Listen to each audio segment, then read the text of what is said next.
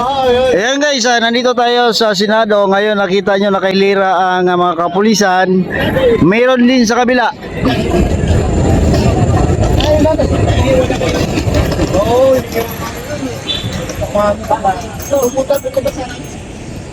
Dahil sa lumusob na mga ralyesta. Sila guys, oh. Yan ang kaganapan ngayon dito sa harapan ng Senado. At hindi lang pingi, nagbibingi-bingihan. Okay lang ang pingi. Ang mahirap, yung nagbibingi-bingihan. Yun ang mahirap na kalaban. Nagbibingi-bingihan, ayaw tayong pakinggan. Dahil, sila nga, ay hindi naman talaga para sa atin. Sila ay para sa ilang pamilyang dinastiya. Na katulad sa ating konstitusyon, bawat ay sige-expect pa.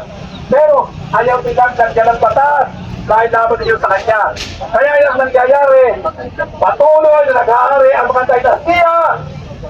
Sila nakapwesto sa Malacanang, Senado, Kongreso.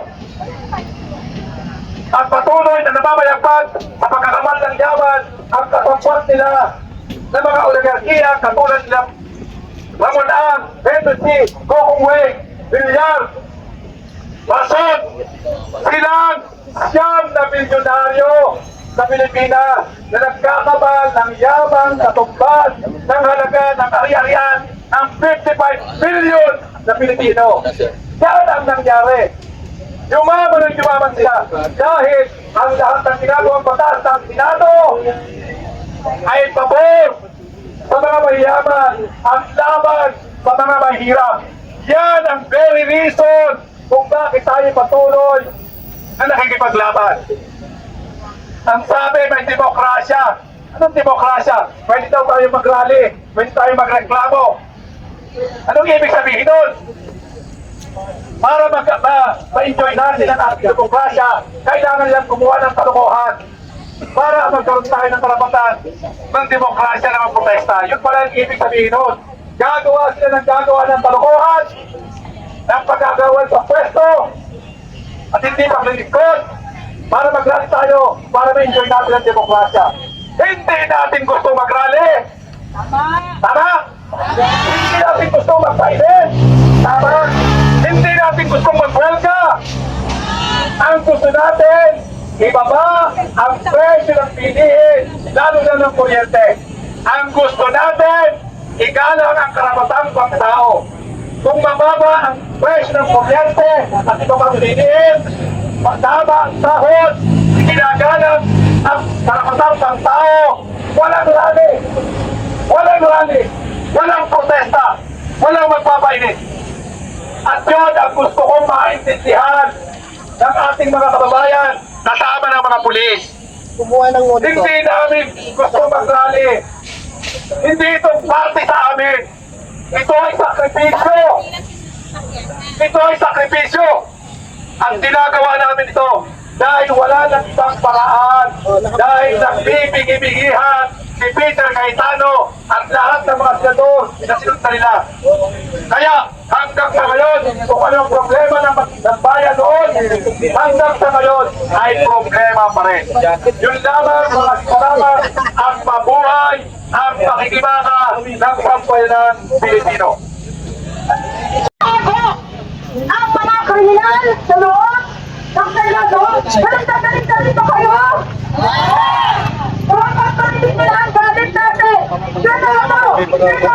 Pagsalsihan ang huwag! Senado! Silbihan ang mamayan! Silbihan ang mamayan! Ngayon naman po tatawatin natin si Sophie mula sa Sanlakan. Para arestuhin. Pero itong ginawa ng tungkutan sa loob ng Senado. Pinili nilang pagtakpan ang kanyang mga krimen at kumawa-gawa pa ng krimen. Munod na may barilan sa loob. Nagtuturuan sila ngayon para ipakita kung sino dapat ang panagutin. Pero mga dito, nakikita natin na interes lang nila ang kanyang pinagdalaban. Ibig sabihin nila may pasapasa ang mga batas na mga katulong sana iangat ang buhay ng mga mamamayang Pilipino. Nakita natin itong mga nakaraang buwan kung paano tayo ng mga ibang senador na involved sa flood control mga project. Pero hanggang ngayon, wala pa rin napapanagot ang gobyerno na ito. Napaka-inutil ng proseso saan paano natin papanagutin ang mga tao o madali na lang makatakas makaalis.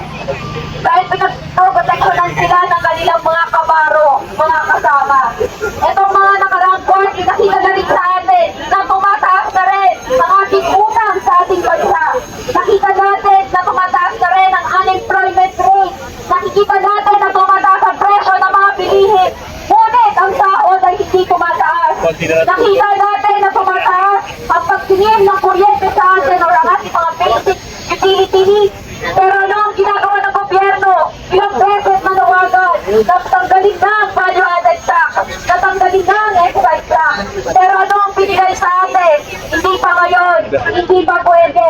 Pero nung dumating itong International Criminal Court na warrant para kay Bato de la Rosa, binigyan tayo ng drama, binigyan tayo ng mga bagay na pag-uusapan natin para makinig sa tunay na mga problema na nararanasan ng ating bansa. Hanggang ngayon, hinahanap pa rin ang isang kriminal tulad ni Bato de la Rosa. At nakakadukot na ang mga kabaro niya ay hindi ginagampanan ang kanilang tungkulin para hanapin at arestuhin siya. Dito makikita natin kung kaninong interest ang pinaproteksyonan ng mga taong nakaupo sa kapangyarihan.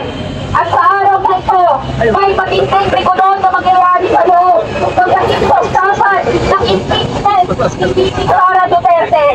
Dito makikita natin na may papaanda rin na naman silang drama para lang palabasin na sila ang tunay natin na kampe.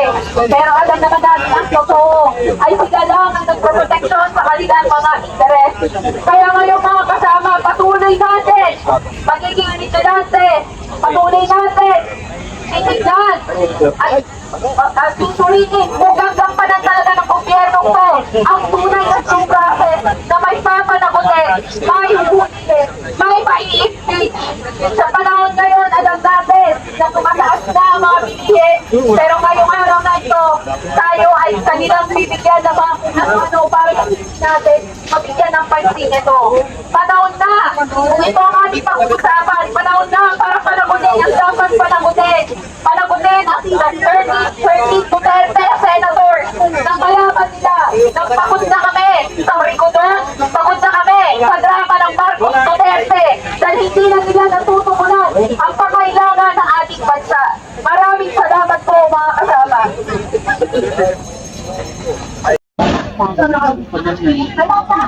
Kasi sila lang ang nagpapagdabaan. Ay wakan para sa kaya mga kasama, walang ay ating ang kailangan tayo. Pero ito ay makagabat natin tayo. Pag-isipan po nilos, lolo tayo, nagmamahal tayo para sa kanila lang. Yan po ang tutur sa pagkakalit. Sir, pinatayo na ako. Hindi ko kung lang. Opo, sir. Nagsabi